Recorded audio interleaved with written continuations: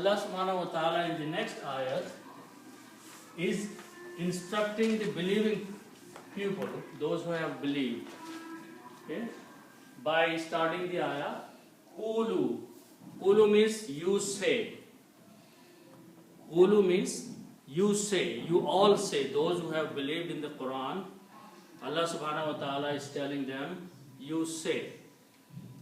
Okay, again the root letters are Qala and Qulu. It's a command. You say. Okay? Or say, plural.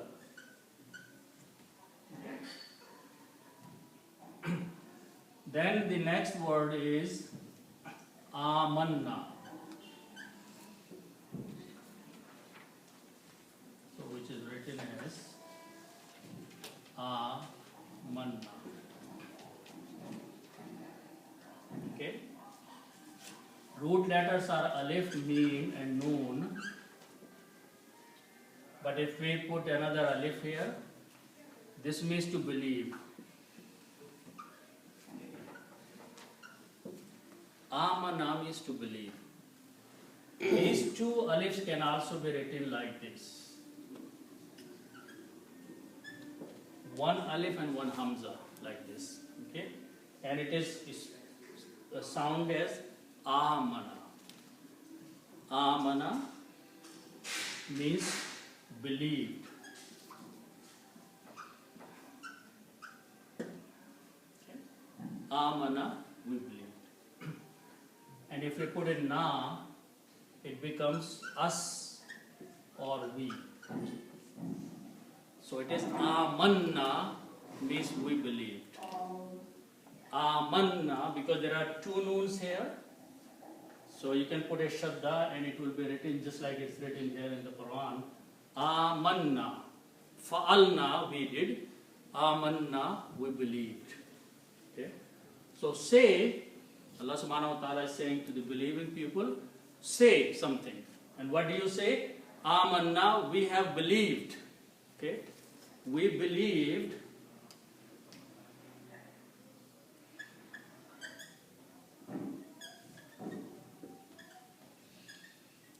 We believed. Okay?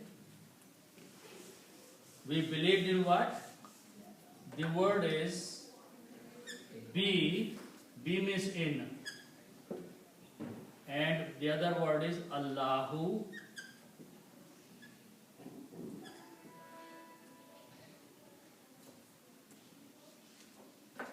Allahu means Allah.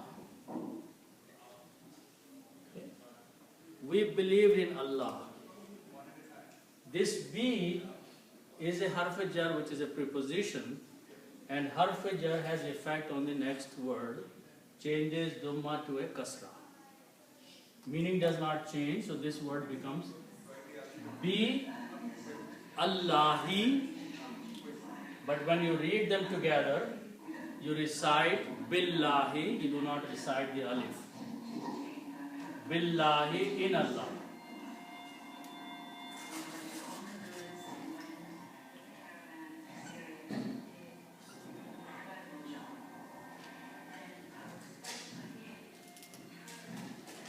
So Allah subhanahu wa ta'ala is instructing the believing people, say we believed in Allah subhanahu wa ta'ala. That's the first condition. Okay? The second statement is wama unzila. Okay? So let's look at the word. Wa ma unzila.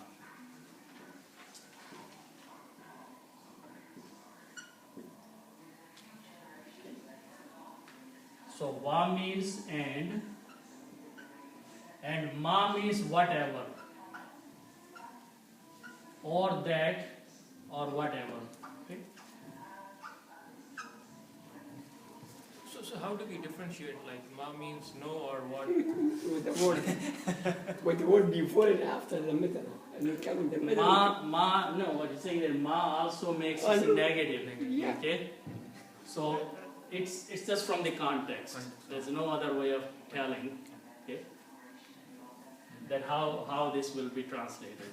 I was thinking of the ما قبله ما بعد. Right, but you have to actually from the sentence, you have to translate, looking at the whole sentence. Okay. Now this word starts with the noon, za and lam. Nazala means to come down. Okay. Nazala, like if rain is coming down, we use the word nazala. But, and if we put an alif before that, this will become 4-letter. Anzala. Anzala means to send down. So there is a difference between nazala and anzala. In the Quran, both these words are used. Somewhere you will see nazala, somewhere you will see anzala. The difference is that nazala means something is coming down, but anzala is someone is sending it down. Okay? Anzala. So this word is anzala, and if I put a fatah on each of these, anzala. Anzala means he sent down. When we put fatahs on each of the letters, it becomes a third person past tense. Fa'ala, he did. So anzala, he sent down. Okay? So the meaning will be he sent down.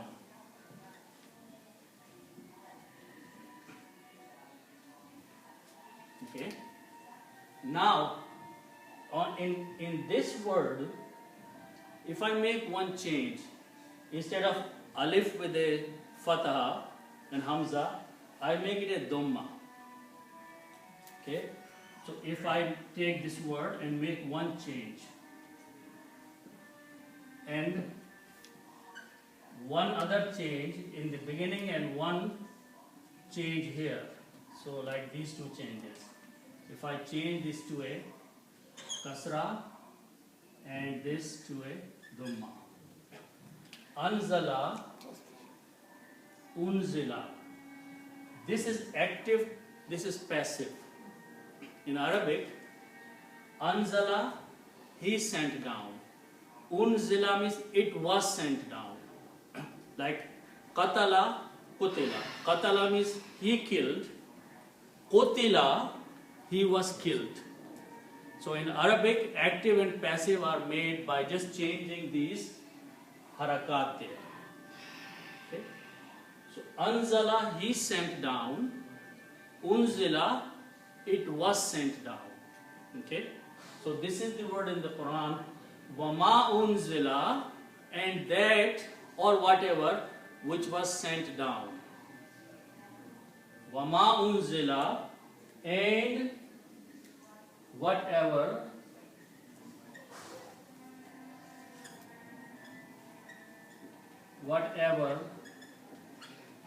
was sent down.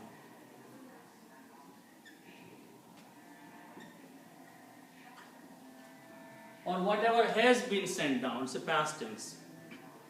Okay? And the next word is ilayna.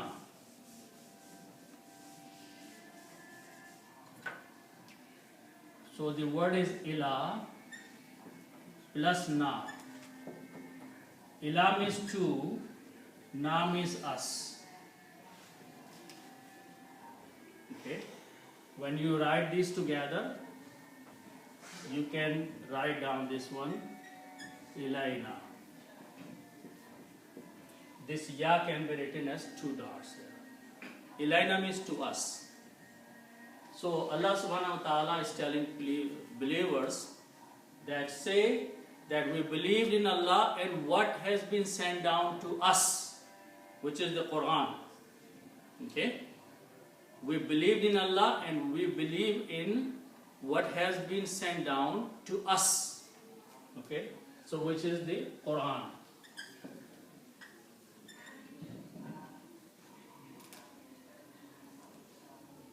And the next 3 words are exactly same. Wama unzila. And what was sent down. Okay? And what was sent down. Or whatever was sent down.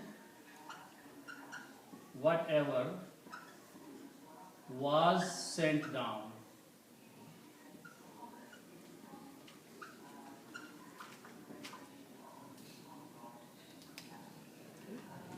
So we believed in what was sent down to us, and we believe what was sent down to. Ila means again here to.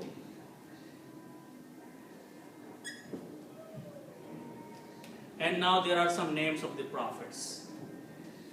Ila Ibrahima, whatever was sent down to Ibrahim, whatever Allah gave as a religion or a message or a book or anything to Ibrahim.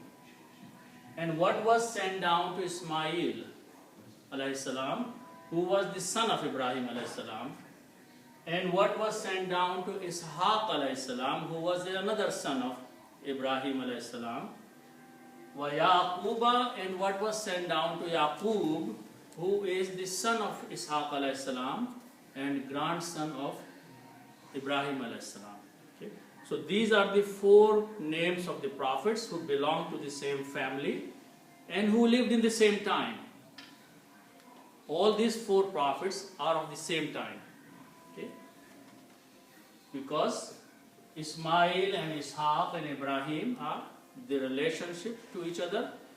And also from the previous ayat, we notice that when Ibrahim a.s. was alive, Ishaq a.s. son Yaqub was still there, which means they were all in the same time frame.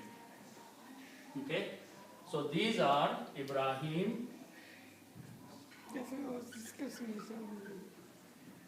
Ibrahim and Ismail,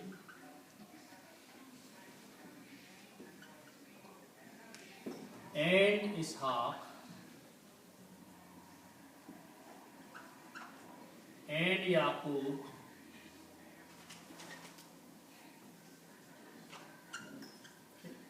Yes, I was. okay? And then Allah subhanahu wa ta'ala mentions one more word, wal asbati. Okay? So this starts with these 3 letters, Sin, Ba and Ta, and asbatun means tribe.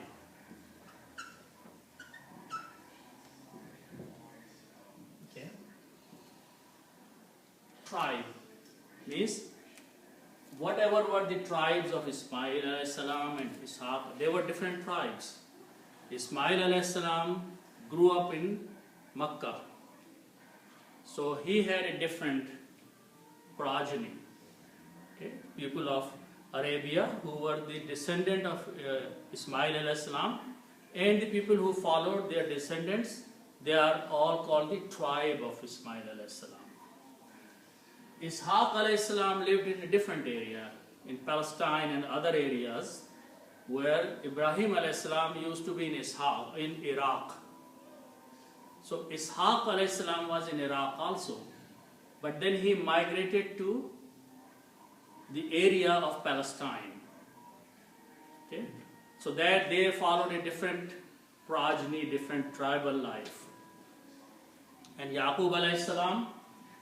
was also in the same area where Ishaq a.s. was at. Then his son Yusuf a.s. was in Egypt. And all the brothers of Yusuf a.s. went to Egypt. So they had a different tribal progeny and line. So all these people Allah subhanahu wa ta'ala say is including in wal asbati and the tribes. And the tribes. Okay? So Allah subhanahu wa ta'ala is saying whatever was sent down to tribes, and that included first Yusuf alayhi salam, he was guided, he received wahi from Allah subhanahu wa ta'ala, and then came Musa alayhi salam, but Musa alayhi salam is mentioned here, but Allah subhanahu wa ta'ala guided all these people, all the tribes, and the tribes.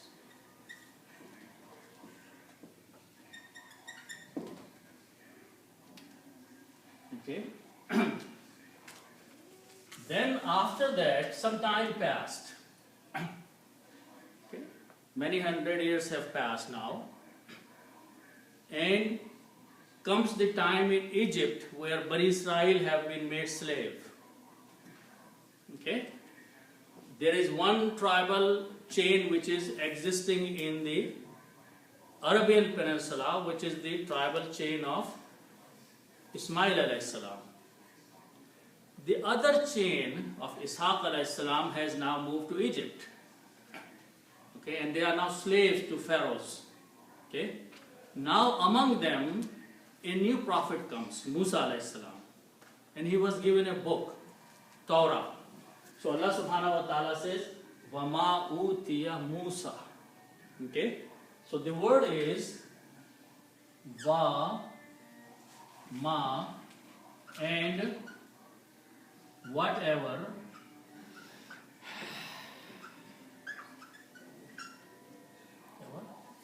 okay, alif, ta, and ya. This means to give. Okay. Actually, first of all, this has a 3 letters. Fa'ala. So this means to come.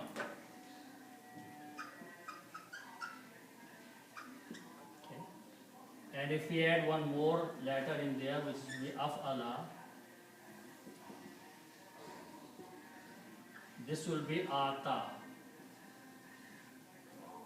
This means to give.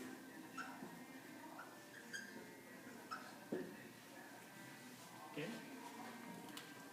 When we say atu zakata, give zakat. Okay. So atu is 2 alifs here. Okay. Or you can write down, as we said, 1 like that. Okay. Ata amrullah. There is this part of the surah in the Quran, the part of the ayat. Ata amrullah, which means command of Allah came. So that is from this word. Ata and ata. Ata means to come. Ata means to give. When we say atu zakat, give the zakat. We say a. Okay. So ata means to give. Utiya means was given.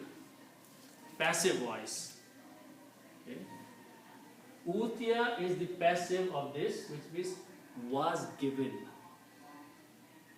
Ata, he gave. Utiya, he was given. Just like we saw anzala and unzila. Ata, utiya. So, vama utiya, and whatever was given.